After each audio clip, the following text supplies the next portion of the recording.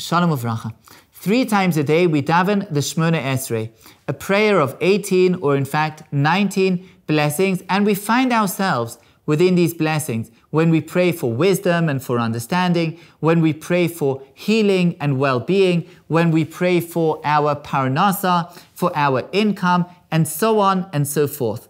However, the Gemara in Megillah Daf Yud Zayin teaches us that in fact this prayer, the 18 blessings, they trace the course, they trace the history of the Jewish people from the beginning with understanding and wisdom and through to the final stages of Judaism, of the Jewish people, including redemption, including the ingathering of the peoples to the land of Israel, including the restoration of justice and the judges, and towards the end, the building of Jerusalem and the re-establishing of the Davidic dynasty, Tzemach David Avdecha. And finally, of course, the acceptance of all of the prayers of the Jewish people.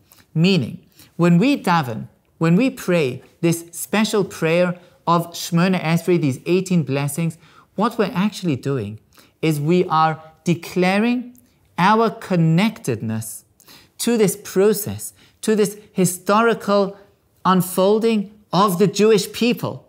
We declare that we're a part of it. We declare 3 times a day that this story of the Jewish people is our story. Each one of us, we daven the davening, the story of the Jewish people. And it's not by chance that this is in Maseches Megillah, because this is the crux, the essence of the story of Megillas Esther.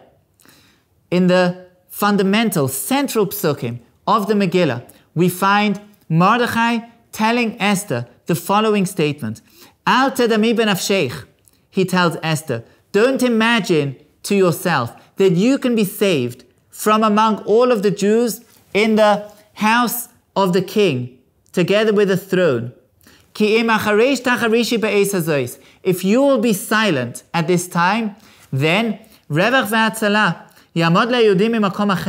the Jews will be saved. The Jewish journey will continue. The eternal story will live on to see new chapters.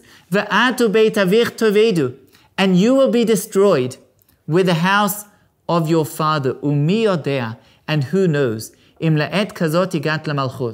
the reason why you have reached a position of the throne of the kingdom, you've become queen of Persia, maybe it's because of this. Meaning, Mordechai tells Esther, if you want to remain eternal, if you want to carry on into the next generations, then you need to be a part of the Jewish people. You have to step up to the plate of responsibility and do whatever it takes to help, to be the channel, to be the conduit for the divine providence over the nation of the Jewish people, because it depends on you.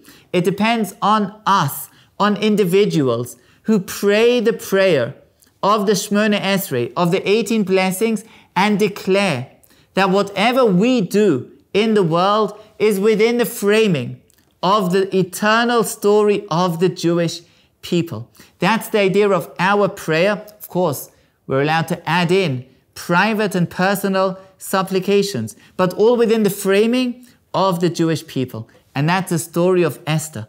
Esther, an individual woman, not a part of the high society of the Jewish people, an orphan, and she finds her place to attach herself to the great story of the Jewish people and ensure the salvation onto the next chapter of our great history. And today, we find ourselves living in a wondrous, incredible new chapter of Jewish history, no longer scattered among the nations, back to our homeland, Eretz Israel, the land of Israel, under Jewish sovereignty. And yet, we go through times of hardship, times of strife. Once more, we are being called upon as individuals to ensure our connection, to ensure our everlasting fidelity and loyalty to the story of the Jewish people. Once more we're being called upon to daven Shemoneh Esrei, to connect ourselves, to attach ourselves to this incredible story, to this incredible history, and step up, like Esther, to our responsibilities. Whether it's in army service, the ultimate responsibility of fighting on behalf of the defense of the Jewish people, whether it's in all of the wonderful voluntary and other activities that we're involved in at this time, and yes, whether it's in prayer and whether it's in Torah study and other spiritual activities, all of these are not personal. All of these are not private. All of these are for the sake of the great story of the Jewish people and ensuring that we move on to the next chapter. And what wonderful Mesirus Nefesh, what wonderful sacrifice we've experienced over the last few months. Like Esther's example in the house of kingship, her great self-sacrifice on behalf of the Jewish people is being emulated and repeated time and again by our incredible heroes, those fallen soldiers, wounded soldiers, and generally all of those who have stepped up to the responsibility to fight on behalf of us, of our next chapter. In the merit of that incredible sacrifice like that of Esther's, we should see the unfolding glory of the Jewish people in this incredible time. The next chapter, the next step, should bring us one step closer.